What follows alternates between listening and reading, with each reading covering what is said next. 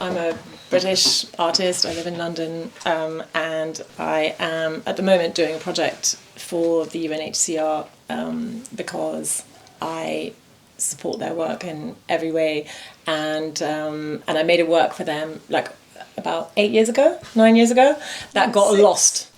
6 years ago. And Maeve and I made friends actually then on the telephone randomly, and then she came to do what she does in the UK, which is.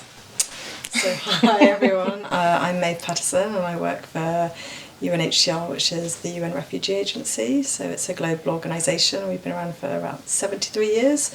And we have the mandate to protect refugees, asylum seekers, internally displaced people and stateless people. So yes, that's what I do. I work in the UK office, and it's nice to meet you all. Amazing. So thank you for tracking from London. So did you want to talk a bit more about your project that you're working on at the moment together? So the project that we're doing at the moment together came from my tent getting lost, which was such a strange thing, and so when it got lost, I thought perhaps I should make another tent because it was quite useful. It had been in all these different places. It got put on the national curriculum in Spain. It was like a whole sort of thing, and it was invited to.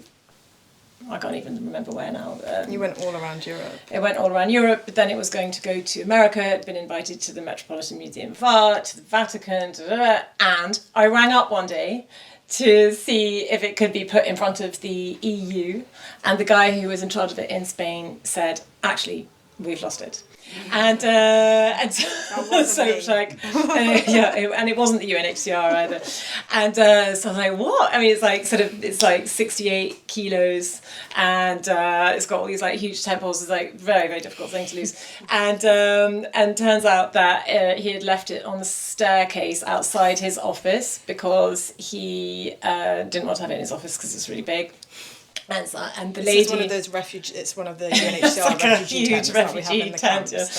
And the lady in charge of the building said, "Would you move it because it's obstructing the stairs?" And he said, "Yeah." And then he didn't move it. And then he didn't move it a second time. And then the third time, she just took it and put it in the skip, which was quite a good analogy for people's entire lives when they're refugees. And so I thought that was interesting, but not in a particularly good way. And then I was thinking, what should I do? Because this tent had been invited to all these different places, so I thought maybe I should make a new one, but then that was kind of repetitious and fastidious, and the other one had taken me 6 months to make, so that wasn't like whatever. And so then I remembered how in refugee camps and talking to refugees, a lot of them had left home with seeds and plants in their pocket. And even like 6 months ago, I met a Ukrainian refugee who had left Ukraine at top speed like that with her little suitcase and her kid, and there had been this mint plant in the kitchen, and she took it. And she couldn't explain why, but she'd taken this mint plant with her and taken care of it all the time while she was traveling. And then she was living at my friend's house and planted it in the garden, which was this sort of big thing for everybody that she planted this plant. It meant that she was at home now in the UK, but also meant for her that she'd lost her home because her new home was this place where now this mint was. And so then I started thinking about that, and I thought that it would be quite an interesting replacement for the tent could be to have these plants growing out from the cracks of buildings, like people, I suppose. So using seeds as an analogy for human beings was the idea. And then I said it to Maeve, and she said, that's a good idea. And so now that's what we're doing. So like literally, that's what we'll be doing today. And Seeds of Hope is like such a beautiful analogy of what like human experience can be if people who are displaced under some like generally very awful circumstances, if countries welcome them. And then that sort of brings us quite topically onto like current UK foreign policy, perhaps in terms of the Rwanda bill and how the UK sees its duty to refugees. So I was wondering, like, well, I'm sure I can kind of guess, but your insights onto sort of that. I'm not allowed to talk about that. You are? Maeve. No, I'm not, because I got told all the time that I'm not allowed to say anything if I'm with you about that. No. So Yeah, I mean, look, first of all, maybe just to take a step back, the situation of forced displacement has been growing every year since the 90s. We estimate that there are now around 114 million people displaced globally, and it's something that I think we see fairly miscommunicated quite often, where refugees and migrants are conflated, and both sets of people will have their reasons for fleeing. But just to be very clear, when I talk about 114 million people, that is people who have been forced to flee their home due to war, violence, persecution, conflict. So those are the people that we are mandated to protect. And I think why it's been so interesting to work with Kate is, if you look back to actually around the time we met, December 2018, there was a commitment by states all around the world within the UN framework to something that is called the Global Compact for Refugees. And this is where states and all actors, so private sector, faith groups, academics, artists, came together and recommitted to help refugees. And while that has been in place since 2018, as I said, the situation continues to be pretty dire. So we really rely on the goodwill and the kindness of all actors. So it's not just about states coming together, it's everybody in this room, just even talking about it, working on nice initiatives like Kate is doing to bring awareness to it. I think if I look at even my own journey, so I used to work in government, then I worked in Amnesty, and now I work in UNHCR. When I joined Amnesty, even I, who now work to protect refugees, you see all these images of people moving, but you don't really understand that behind those 114 million people, statistics are actual people. And I know that sounds really simplistic, but it's so important. And I think that's what the project that we're doing with Kate is. It brings everything together, all different actors, but essentially the flowers that Kate is making, they link to stories of refugees. And exactly as you said, they are there and they're talking about their experience, but even though it's grim, there is hope and there is kindness. You asked about Rwanda. We've been very vocal at UNHCR around that. I think that has been picked up widely in the media. We are very clear that the wider Rwanda deal is not in line with international law. We intervened in litigation in line with our mandate, and that has been very publicly on the record. We would hope that a country like the UK, that has been so welcoming to so many refugees and has so many initiatives, would still do the right thing and make sure that actually it pursues alternatives. Those alternatives include working across states across the globe to welcome their fair share of refugees. And we think while the numbers are large, if all states and all actors come together, it's very manageable. Yeah, of course. And it's really interesting you talk about sort of the personal experience and imagining that many people, that's more than the population of the UK, for example, imagining all of those people and individual pretty harrowing stories. So have you found that your art, Kate, has been a good way to sort of try and communicate that more personal story and the different mediums you have used? The tent project that I made, completely changed my life because I was, thanks to the UNHCR, given a beautiful desert UNHCR tent, which is like a beautiful white tent, the kind of tent that they drop out of aircraft when there's a big emergency. And it was quite funny how I got hold of it because did I ever tell you this? Yes. So I wanted one of these white tents to make an artwork out of, and so I wrote to the UNHCR and they said no because the So we needed it. they needed it. So I got an old one, but that's after this I know. They said no because we don't want to be associated with these white desert tents because many of them had been requisitioned by the government in Syria to use as polling stations. And so all across Syria, they'd been using these beautiful white tents. You'd go in to vote, and then a gentleman with a machine gun would invite you to vote for whatever he's called, and so the UNHCR didn't want to have anything to do with these white tents, and so then eventually I got given. So I was like, you know, when someone says no, you know, like, okay, so I'm definitely going to get this tent now, and so then I went and saw Daniel Andres at the UNHCR director, and he gave me a white tent, like immediately, and I wasn't ready for him to say yes immediately, and then I got and he said, well, what else would you like? And I was like, I don't know, I mean, nothing. I haven't thought of anything else that I want. I just want that.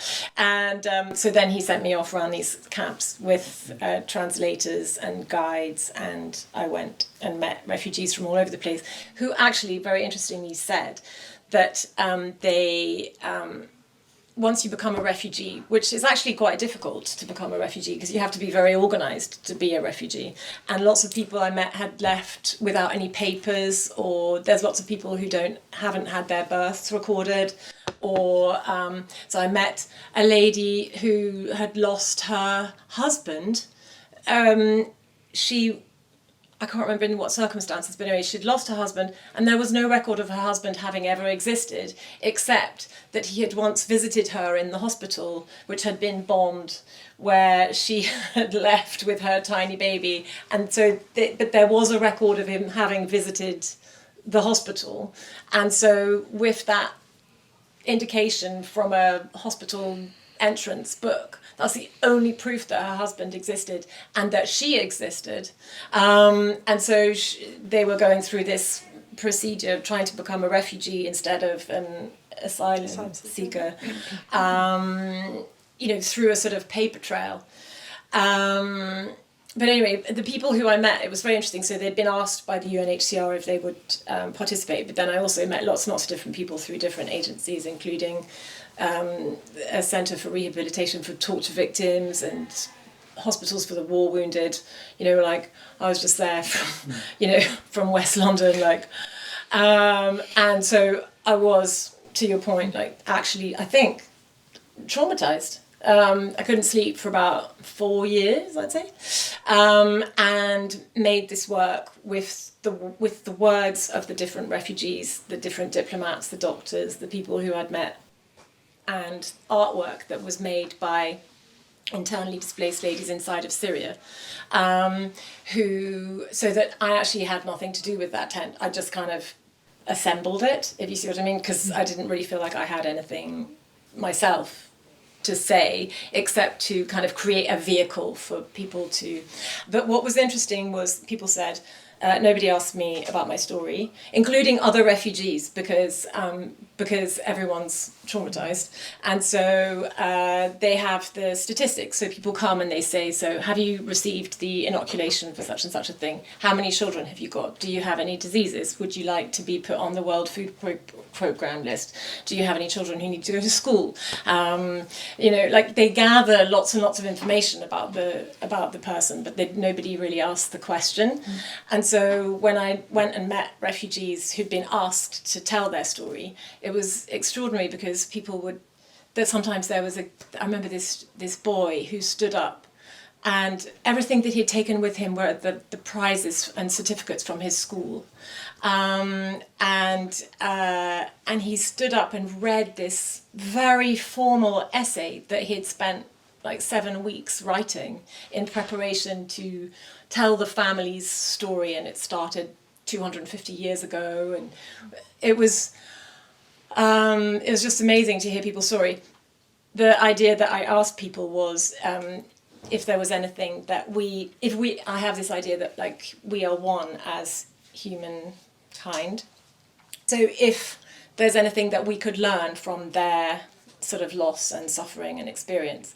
And the things that they said were so beautiful and so positive and so generous that's actually what really changed my life, because nobody said that guy's wrong, could you send me some money with my family? They said, you know, if I'd have known how fortunate I was when I wasn't a refugee, I would have spent more time actively appreciating what I had, and that appreciating things is a sort of political gesture, actually, and this message also of kindness and sharing and community.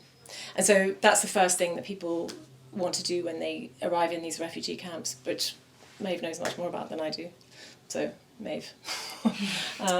Yeah, I mean, I think the point also on the documentation is huge. I mean, so many people come and don't have papers, which makes it difficult to access education, access schools. So, I mean, I think one thing is finding safety. And as Kate said, so you are an asylum seeker, then you are given refugee status if the authorities process you and recognise that you are in need of international protection. But the journey doesn't stop there. You can be safe, but what does that mean if you can't access work, employment, healthcare? I met a refugee recently who was telling me that, and it just really kind of marked me. I mean, she's a mother. She has, I think, a 5-year-old daughter. I have a 5-year-old son. And she said to me that she was living on £5 a day and that she really, really wanted to integrate into London, where she was living. But she said, what do I do if it costs me £4 to buy a coffee and then I've only got £1 left over to feed myself and my daughter? So I think, you know, just everything that Kate and I only actually met in person 5 months ago, but it just, every time I see Kate, I genuinely love her because you really are such a great advocate, because we need to understand that, you know, we're not just talking about people in faraway places, we're talking about people who genuinely are running for their lives. And as Kate says, we are all connected. They are just like you and me. Like, you know, we talk about Hala, whose video is part of the series, whose favourite flower is a tulip. My favourite flower is a tulip. It's that simple. And just through small acts of kindness, even if it's just going and having a cup of tea with a refugee and hearing their story, or coming and, you know, taking part in the project and learning more about it, I just think it's as simple as that. It makes the world a kinder place. Or even not with a refugee, just with anybody. Anybody. And I think that if you can, what we were saying with this project is that there is nothing that the UNHCR wants from this project. It's and we very clearly sort of decided that we didn't want people to have to sign something or give any money or anything. It's just like, go and have a think about who you'd like to be. Do you know? I think that's the project. Yeah. And what sort of made you get into this sort of work of someone like who presumably enjoys art, and then all of a sudden you're looking for a refugee tent? Like how did that come about? Because I have a thing about home, because my family was always moving, and so I never intended to make a project about refugees. I wanted to make a mobile project about home, and then I was like, oh, but a good way to think about that would be to think about people who don't have a home. So it started completely as an academic thing, and I wouldn't. I think my whole life would be so much poorer if I hadn't have gotten involved with this project, kind of by accident. Yeah, it literally just changed my life. Yeah. I was trying to explain it. I was having some really inarticulate moment, but you know, like, I mean, maybe you don't because you're a student, but like when you're a mum, you wear these like yellow gloves to do the washing up, and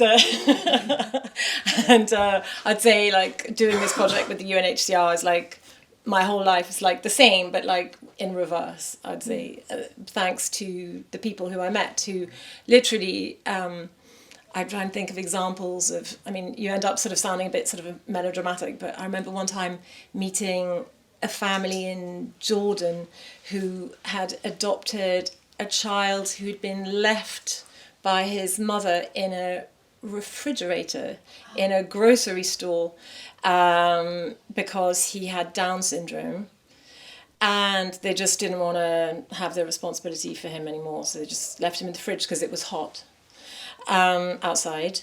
And so this nice man came in.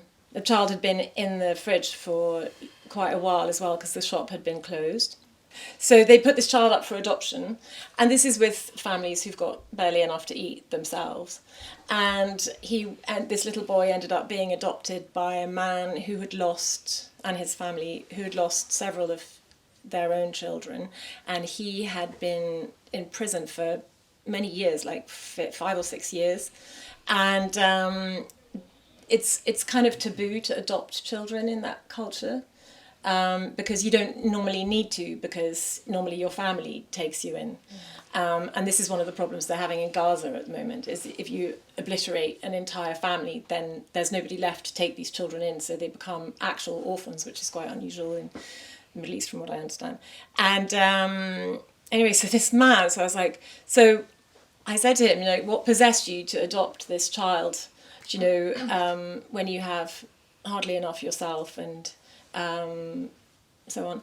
And he said, well, I've had a difficult time in prison, you know, being tortured and this and that. I really don't want any other person to have a bad time like I did. And I thought this child might not have a good life unless we adopted him. And so they adopted him. So there he was, this little boy wearing a bow tie. And,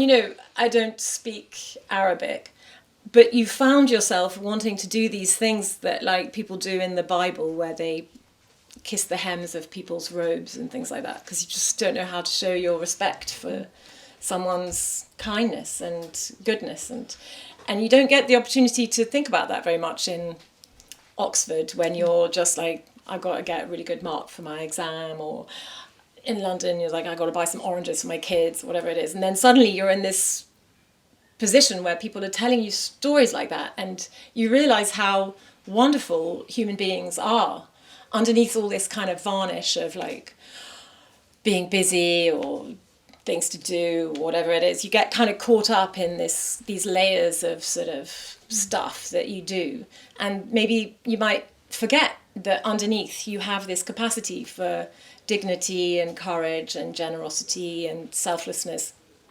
all of these qualities that when all the crap gets knocked off you in a terrible circumstance like that can come to the fore. And I'm sure that you've experienced that endlessly, you know.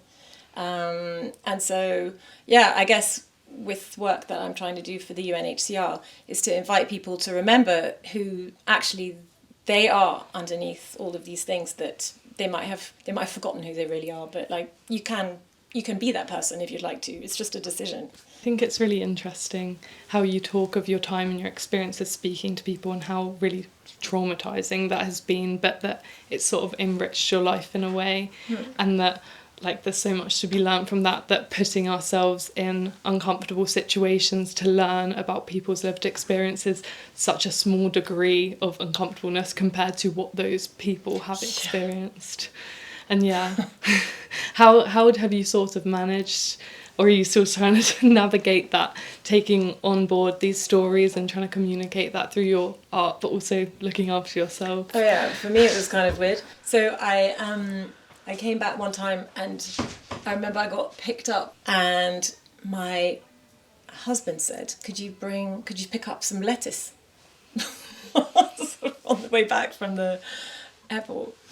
And so anyway, I just left this place that was just particularly awful, and I was asleep on the plane, got up, got in the car, and then I sort of found myself in this supermarket with like from there to there of beautiful, beautiful salad.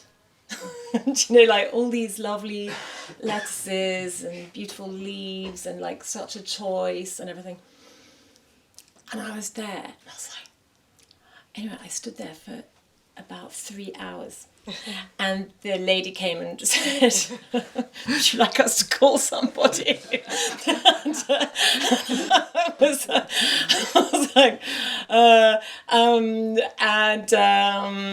and I'd always been to church. I stopped going to church because I thought that, you know, all these conflicts come out of religion.